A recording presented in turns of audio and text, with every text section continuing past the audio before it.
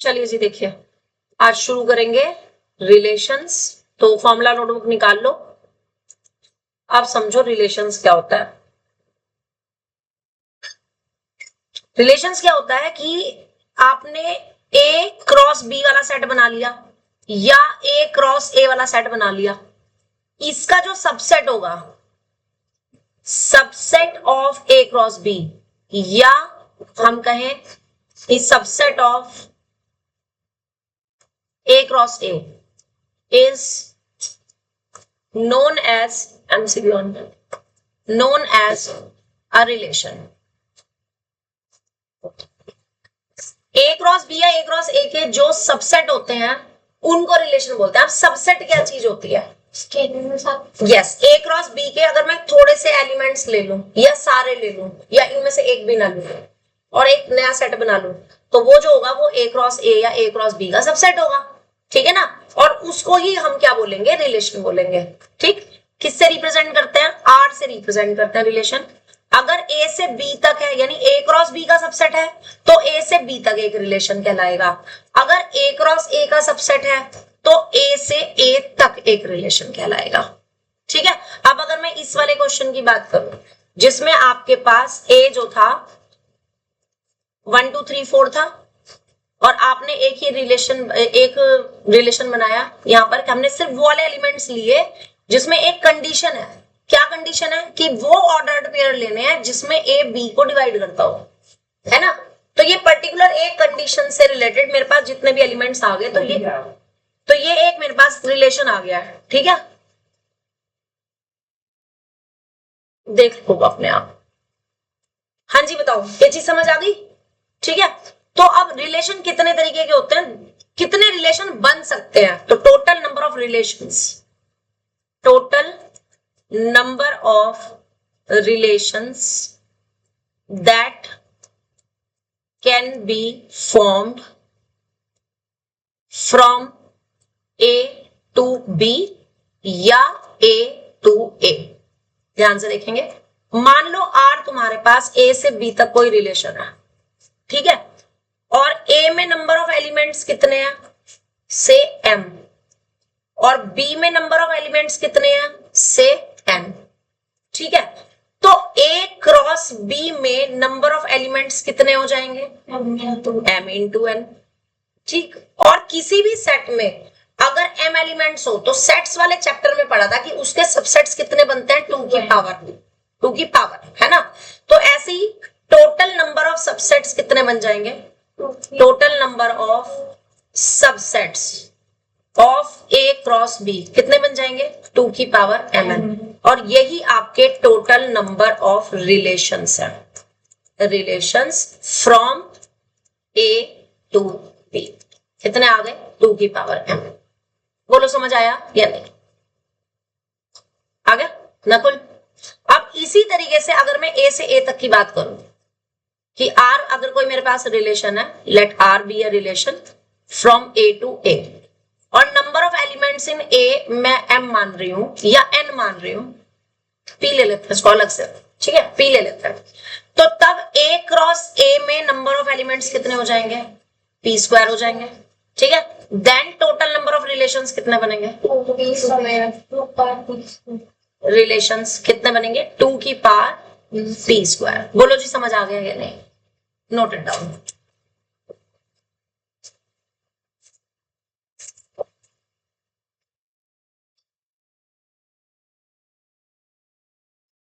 परिन समझ आ रहा है? yes. परिन की तो आज आवाज भी नहीं निकल रही। उससे आवाज बोल रहा है पर आवाज इतनी कम है। और ये देख परिन बोलियो कुछ।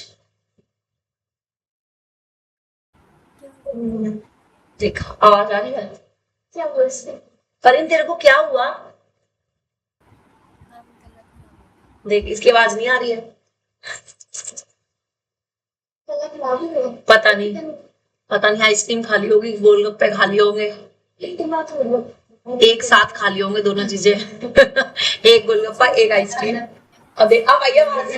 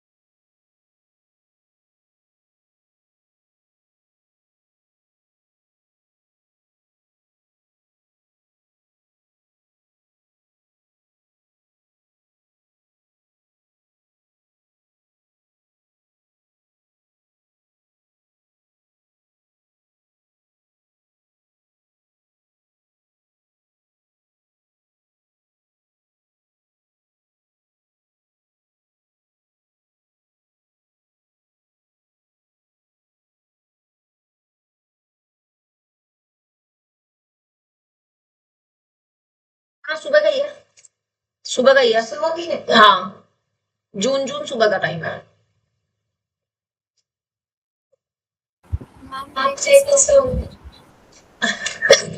कैसे आई? 11 नंबर की बस से?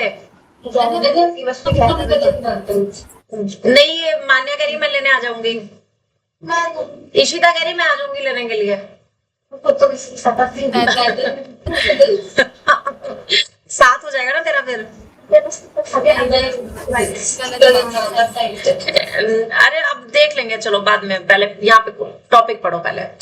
अच्छा अब बात सुनो, सेट्स वाले चैप्टर में एक और चीज पढ़ी थी कि नल सेट जो होता है वो हर एक का सबसेट होता है, होता है।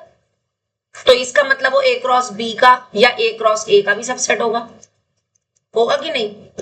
इसका मतलब phi is also a relation, yes relation from A to B या फ्रॉम ए टू ए, ठीक है। तो फाई भी एक रिलेशन होता है which is called as non, which is called as empty relation, empty relation। इसका एक और नाम है empty relation को या void relation,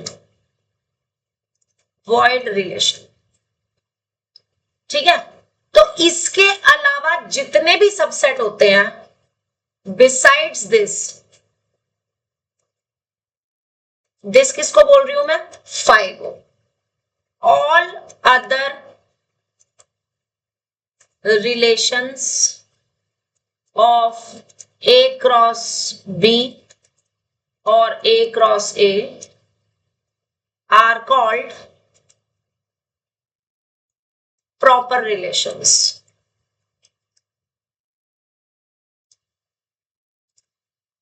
proper relations। यानी अगर मुझे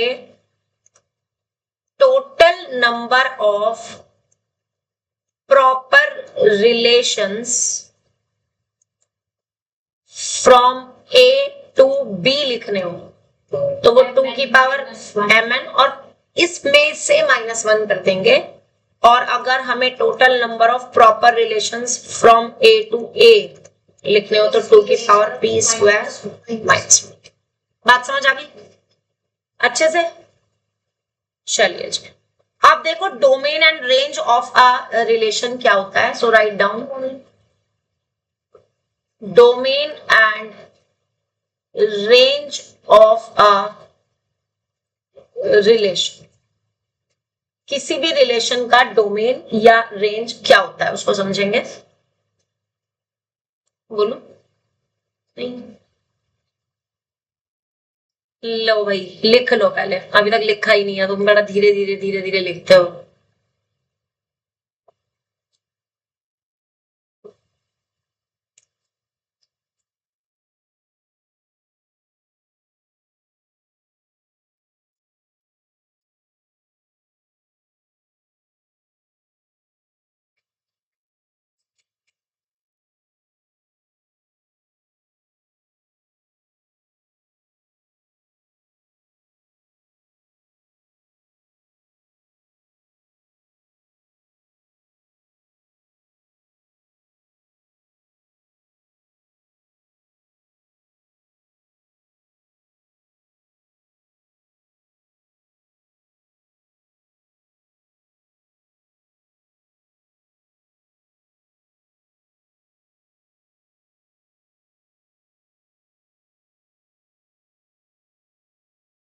तो लिख लिया।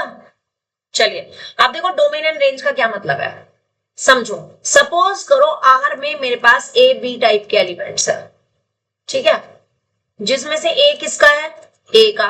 बी किसका है? बी का। तो जो ये अब डेफिनेटली कोई जरूरी नहीं है कि सारे के सारे ए के एलिमेंट्स इसमें हो या सारे के सारे बी के एलिमेंट्स इसमें हो, नॉट नेसेसरी। तो जो ये सिर्फ ए वाले एलिमेंट का सेट होगा ना, such that A B belongs to R, ये हमारा कहलाता है डोमेन ऑफ आर।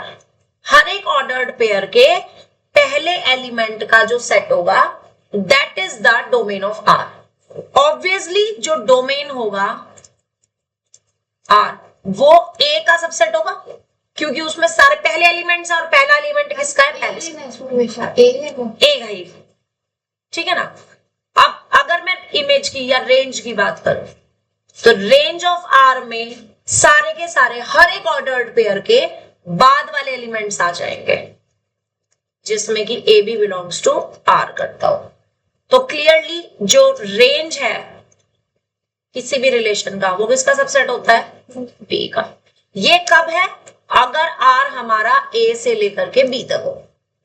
अगर आर हमारा ए से ए तक हो तो यहां दोनों में ए आ जाएगा।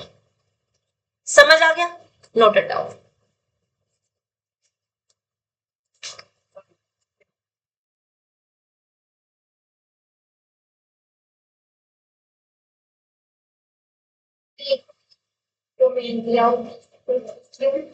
एग्जैक्टली पहले वाला जो सेट होता है ना दैट इज कॉल्ड डोमेन, बाद वाला जो होता है वो रेंज, वो कोडोमेन कहलाता है। ठीक है, अगर मैं यहाँ पे बी कर दूं, यहाँ ए कर दूं, तो तब बी डोमेन हो जाएगा और बाद वाला कोडोमेन हो जाएगा। ठीक है, डोमेन और कोडोमेन बेसिकली जो नोटेशंस है ना, डोमेन वर्ड एक साइंटिफिक वर्ड है। अगर आप इसका वैसे भी मीनिंग देखोगे ना, डोमेन मतलब जिसमें हमारे पास जो कुछ भी है हमने उसको जहां स्टोर किया हुआ है ना, वो डोमेन है। ठीक है, उसकी जो उसके जो उस पर जो उसकी इमेजेस है वो जहां पर स्टोर हो रही है वो रेंज है। ठीक है, और कोडोमेन क्या चीज है, कोडोमेन एक अलग से एक और सेट है। कोडोमेन कौन रेंज पे कैटेगरी, बिल्कुल बताती हूँ, अभी एग्जांपल से समझाऊंगी यही चीज मैं। सबसे पहले तो इसको ये लिखेंगे कि ये होता है domain, not in case of R, actually domain अलग ही है। डोमेन जैसे बी को आपको डोमेन बोलोगे, ओ डोमेन। ए को यहां डोमेन कह भी सकते हैं, नहीं भी, क्योंकि कोई जरूरी नहीं है ना कि ए के सारे एलिमेंट ही इसमें आ रहे हो। अगर तो डोमेन और ए इक्वल है तो हम ए को डोमेन कह सकते हैं, अदरवाइज नहीं। ऐसे ही रेंज अगर कोडोमेन के इक्वल है तो हम उसको बी को रेंज कह सकते हैं, अदरवाइज बी को कोडोमेन बोलेंगे और रेंज सेट जो है वो अलग होगा। ये चीज मैं आपको एग्जांपल के थ्रू समझाऊंगी तो ज्यादा बेटर समझ आएगी। ठीक है, अब इसको ना एग्जांपल से समझो। सपोज मेरे पास ए कोई सेट है 1 2 3 और 4, ठीक है। बी मेरे पास सेट है ए बी सी डी और ई, ठीक है। अब अगर मैं आपसे कहूं कि मेरे पास एक आर रिलेशन इन्होंने दे रखा है 1a 2d और 4e, तो अब डोमेन ऑफ आर में मेरे पास सिर्फ और सिर्फ कौन से एलिमेंट आएंगे, 1 2 और 4 आएंगे। अब आप देख रहे हो कि ये सबसेट आ रहा है ए का, आ रहा है कि नहीं, ठीक है। और इसी तरीके से अगर मैं रेंज की बात करूं, रेंज ऑफ आर, तो वो क्या आ जाएगा, सिर्फ ए बी और ई आ जाएगा, और वो किसका सबसेट है, बी का। ठीक है, तो कोई जरूरी नहीं है कि डोमेन में ए के सारे एलिमेंट हो। हाँ, अगर ए के सारे एलिमेंट इसमें हो जाए, जैसे कि अगर मान लो मैंने एक और रिलेशन ले लिया एस, अब मैंने लिया उसमें 1a 2b 3c और 4d ले लिया। अब इसका जो डोमेन हो गया ना, डोमेन ऑफ एस, अब वो यहाँ पे ए सेट हो गया क्योंकि सारे एलिमेंट आ रहे हैं ए के, तब ये डोमेन हो जाएगा। क्लियर हो गया कंडीशन अच्छे से। मतलब कहने का ये है कि डोमेन और रेंज में कभी भी ए या बी से ज्यादा एलिमेंट नहीं होंगे, या तो उतने ही होंगे जितने ए और बी में, या तो उससे कम होंगे। अच्छे से दिमाग में बस गई ये बात कि नहीं, पक्का, ठीक है। देखो जितना समझा रही हूं ना, ये चैप्टर इतने अच्छे से करना, इतने अच्छे से करना, ये सेम चैप्टर आपने 12th में दोबारा पढ़ना है, सेम डिट्टो, बस उसमें एक स्टेप आप आगे बढ़ जाओगे। वहां पे आप टाइप्स ऑफ रिलेशंस और टाइप्स ऑफ फंक्शंस पढ़ोगे। अभी आप what is relation what is function पढ़ रहे हो, और 12th क्लास में आप इनके टाइप्स पढ़ोगे, तो वहां पे आपको ये सब चीजें पता होनी चाहिए। तो ये बहुत अच्छे से करना है, ठीक है। अपनी फॉर्मूला नोटबुक बहुत अच्छे से संभाल के रखनी है।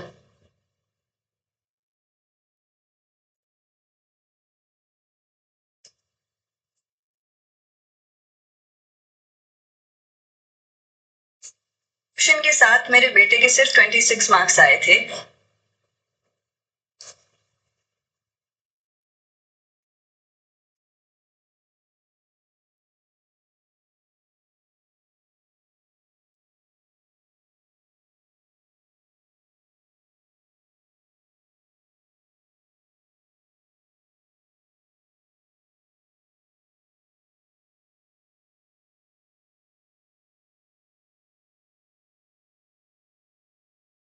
ठीक है जी।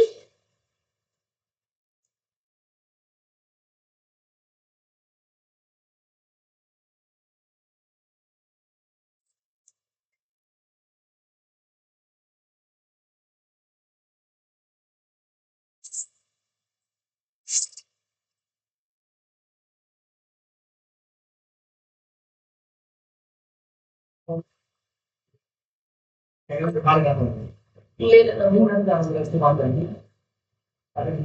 हाँ फोन की जरूरत।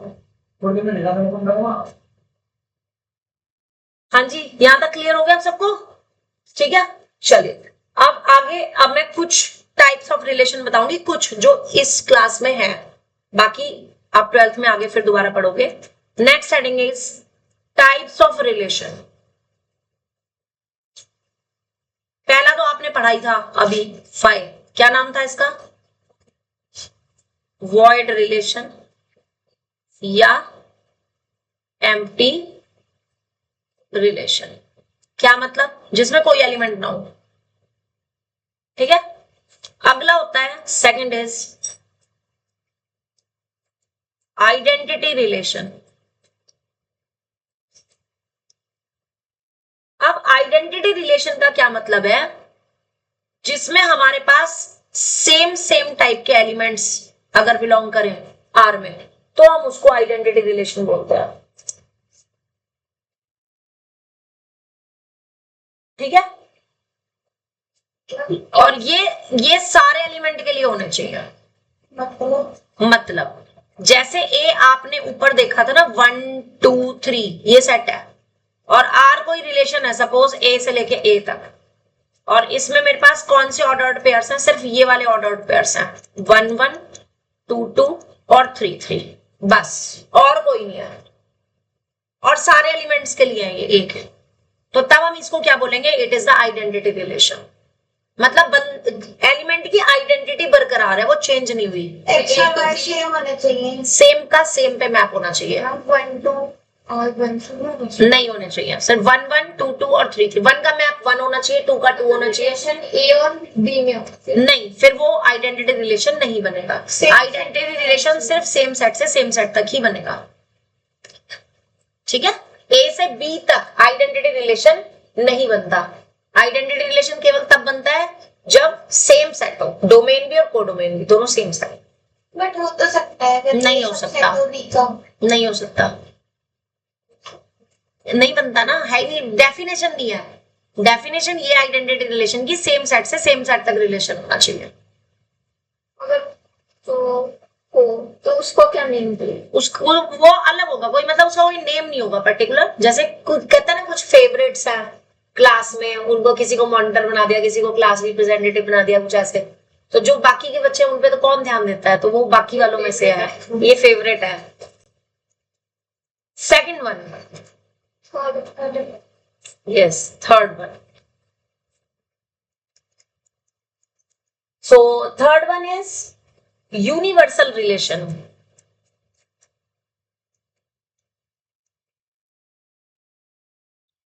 यूनिवर्सल रिलेशन भी सेम सेट से सेम सेट तक होगा, और किससे दिया जाएगा कि इसमें भी ए बी टाइप के एलिमेंट होंगे आर में, for all A B belongs to ए,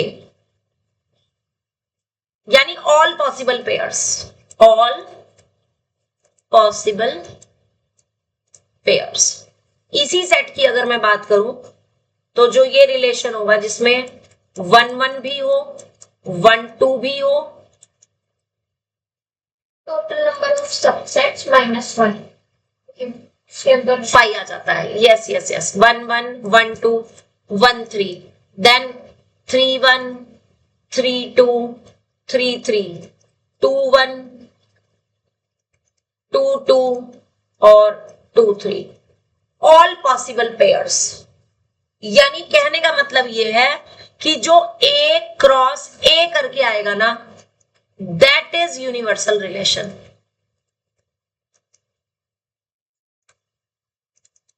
लगी समझ?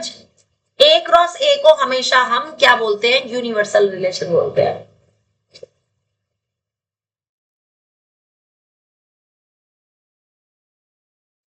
समझ आ गया जी? ठीक है।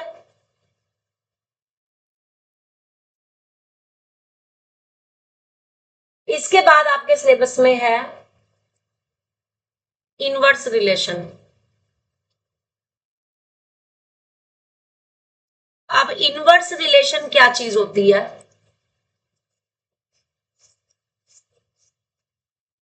सपोज करो आपके पास आर कोई ए से बी या आर कोई ए टू ए रिलेशन दे रखा है, जिसमें कि पहला एलिमेंट पहले सेट का है, बाद वाला बाद वाले सेट का, या इसमें है तो किस फॉर्म में होगा? ए बी टाइप के एलिमेंट होंगे जिसमें ए और बी दोनों के दोनों हो ए में।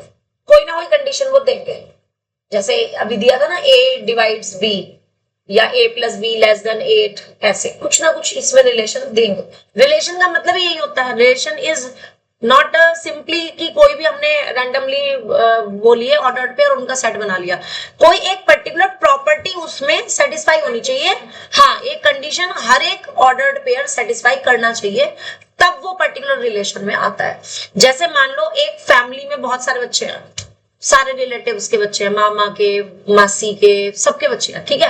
अब अगर मान लो मैंने उसमें एक रिलेशन बना दिया कि उसमें ए और बी रिलेशन है कि ए इज एल्डर देन बी, तो वहां पे पेयर वो उसी हिसाब से बनेंगे कि पहले बड़े वाला बच्चा उसके साथ उसका छोटा बहन भाई जो भी है ना, तो कोई ना कोई रिलेशन वो जरूर देंगे, मतलब डिफाइन जरूर करेंगे।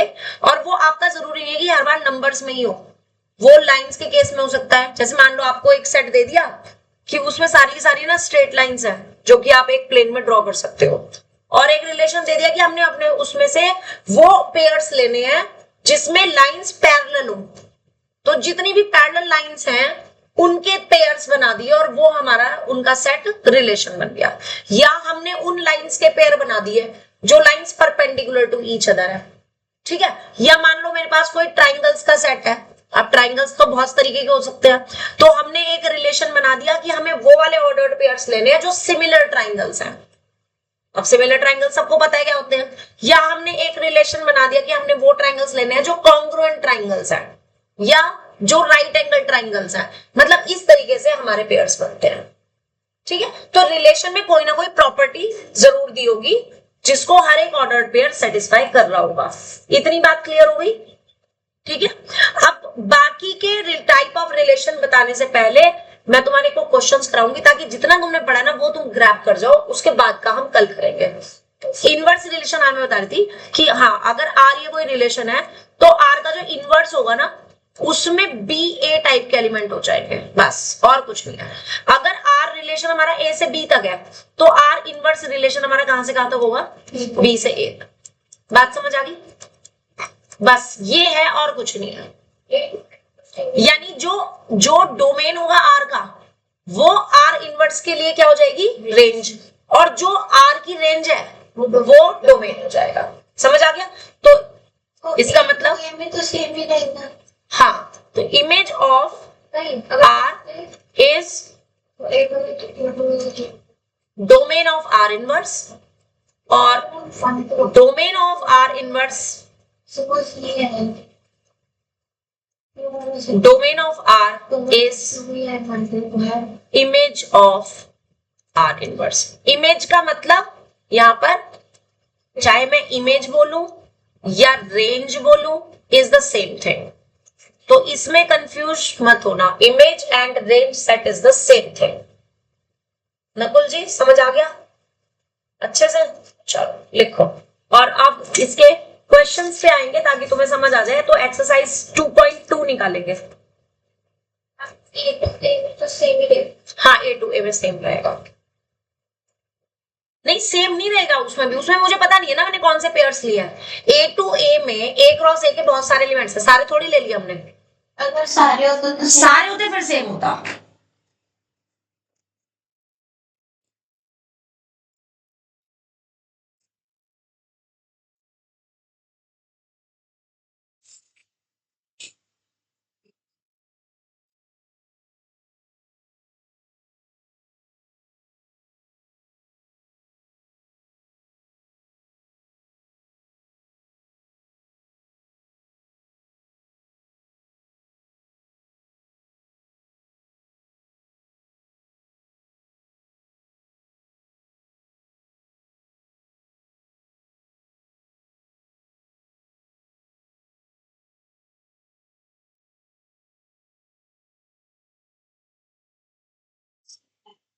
रेंज और कोडोमेन में अभी तो बताया था डिफरेंस। ये देखो कोडोमेन में कुछ एक्स्ट्रा एलिमेंट भी हो सकते हैं, जैसे आर तुम्हारे पास कहाँ गया अभी मैंने, ये देखो ये भी क्या बताया था कि कोडोमेन तो ये बाद वाला सेट है, ठीक है, लेकिन रेंज में हर एक ऑर्डर्ड पेयर का बाद वाला एलिमेंट है।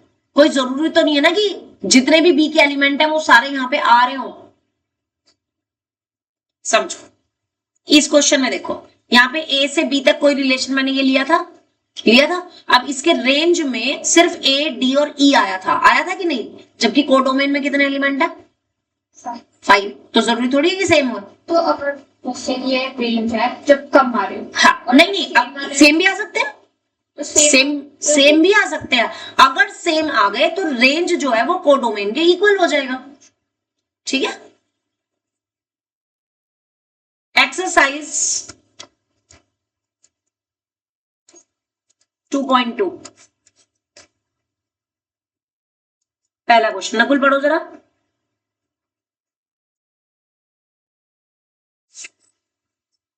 बुक नहीं है, तूने बुक खरीदी तो वो घर पे रख दी, वो डबल हो जाएगी घर पे रखे, फिर बेच देगा उसको, है ना। एक मतलब कमाल है, बुक नहीं लाते हो तुम लोग, बहुत ही गलत आदत है। पकड़ो इसको और पढ़ो जरा क्वेश्चन। हाँ जी पहला क्वेश्चन। Equals to 1 2 3 4 5 6। हाँ जी Define a relation R from A to A by R is equals to stop. R A to A, R is equals to curly bracket x comma X comma Y is equals to x plus 1. ठीक है।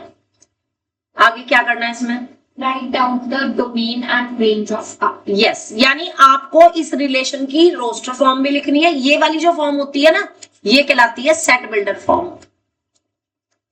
Sets वाले chapter में पढ़ा था set builder form, यानी जिसमें ना particular elements नहीं होते, उनकी कोई प्रॉपर्टी लिखी होती है, जनरल एलिमेंट लिखा और प्रॉपर्टी लिख दी उसकी, तो सेट बिल्डर फॉर्म होती है। रोस्टर फॉर्म में हमें इसको कन्वर्ट करना है। तो अब आप मुझे बताओ इसमें कौन कौन से ऑर्डर्ड पेयर बनेंगे। अगर आप x को 1 ले रहे हो, सबसे छोटा x को अगर 1 ले रहे हो तो y कितना आ जाएगा 2, तो 1,2 बनेगा, 2,1 नहीं बनेगा, क्या बनेगा 1,2। अब सपोज तुम x को 2 ले रहे हो तो y कितना बन जाएगा 3, ठीक है। अब अगर आप x को 3 ले रहे हो 4, अगला क्या बन जाएगा और अगला 5,6। क्या मैं x को 6 ले सकती हूँ यहाँ पे, नहीं ले सकती क्योंकि उसमें y 7 बन जाएगा, y 7 इसमें है नहीं, ठीक है। तो ये जो कहलाती है this is called roster form, this is the roster form. Clear हो गया इतना कंसेप्ट। अब वो कह रहा है इसका डोमेन लिखो, अब वो कहे उसके बाद कहेगा वो रेंज लिखो। तो डोमेन में कौन कौन से एलिमेंट आएंगे 1 से लेकर के 5 तक के, और रेंज में कहां से कहां तक आ रहे हैं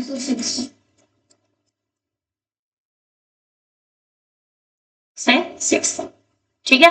अब देख रहे हो ये ए का सबसेट है, ये भी ए का सबसेट है। ये तो लिखना नहीं है, वो पूछ नहीं रहा है इसलिए नहीं लिख रहा, मैंने तो समझाने के लिए बताया, जस्ट मैंने सिर्फ समझाने के लिए बताया है। वो नहीं पूछ रहा है तो हम क्यों बताएं, हम कोई पागल है बिना पूछे बताएंगे। जो हमारी भी सेल्फ रिस्पेक्ट है ना, जो चीज नहीं पूछी हम क्यों बताएं।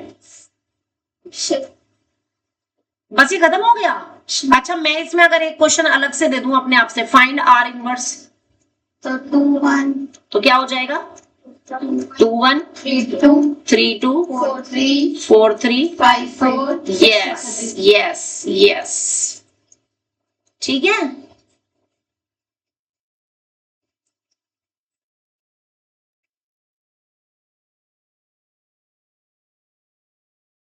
अगला, A is equals to 1 2 3. a is equals to 1 2 3, B is equals to 1 2 3 4. b में 1 2 3 और 4, R is equals to X comma Y. r जो है वो a से b तक रिलेशन है, सच दैट इसमें वो ऑर्डर्ड पेयर्स हैं। X comma Y belongs to A cross B. हाँ X comma हाँ, यहाँ पे होगा ना ये ऐसे, बिलोंग्स टू, दोबारा अच्छा सच दैट एक ही बात है कि X Y belongs to A cross B, and Y is equals to X plus 1. Then find A into ये तो सेम है। same तो दिए. अब बस हाँ, इसमें ए से बी तक दे दिया, उसमें ए से ए तक दे रखा था। चलो नहीं करो, Find A into B plus 5. Find A into B, Write R in roster form. ठीक है, roster form, Domain and range of R. Roster form of R and domain and range of R, और Represent R by arrow. ठीक है, arrow diagram, Arrow diagram to Venn diagram. हाँ चलो जी, अब ए cross B बता दो। 1 1 1 2 1 3 1 1 1 2 1 3 1 राइट, 2 1 2 3 2 3 2 4 3 1 3 2